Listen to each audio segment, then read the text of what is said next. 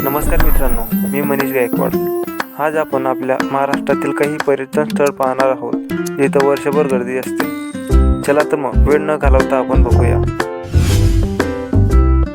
मुंबई हे शहर स्वप्नाचे शहर, भारताचे आर्थिक केंद्र, मायानगरी आणि कधीही झोपत नाही अशा अनेक नावांनी ओळखले जाते. मुंबई हे विलक्षण अनुभवांनी भरलेले शहर आहे. मुंबई शहर 7 बेटांवर वसलेले आहे. मुंबई आपल्या महाराष्ट्राची राजधानी आहे. तसेच महाराष्ट्राच्या सर्व राजकीय कारभार मुंबईतून पाहिला जातो. मुंबईमध्ये जगातील मोठमोठे उद्योग स्थित आहेत. देशाला मनोरंजन पुरवणारी फिल्म इंडस्ट्री देखील मुंबईमध्येच आहे. हे फक्त औद्योगिक व राजकीय शहर नसून एक मोठे पर्यटन केंद्र म्हणून प्रसिद्ध आहे.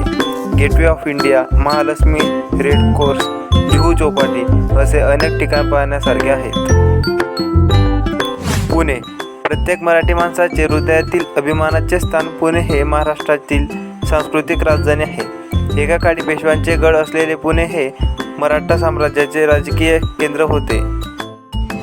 प्रसिद्ध किल्ला शनिवारवाडा, पुरंदर किल्ला, सिंहगड किल्ला आणि इतर 14 किल्ले. महात्मा गांधी आणि कस्तुरबा गांधी यांनी भारत छोडो आंदोलन सुरू केल्यानंतर लगेचच एका विलक्षण वेगळ्या दिसणाऱ्या आगा खान पॅलेसमध्ये पुण्यात तुरुंगात टाकण्यात आले.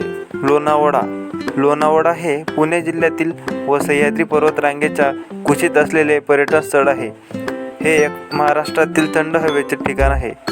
हे स्थळ महाराष्ट्रातच नव्हे तर संपूर्ण भारतात थंड हवेचे ठिकाण म्हणून प्रसिद्ध आहे.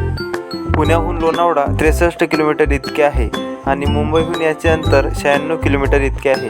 पुणे मुंबई एक्सप्रेसवे मार्गावरील लांब बोगदे आणि निसर्गरम्य रस्ते तुम्हाला लोणावळ्यात पुन्हा येण्यास प्रवृत्त करतात.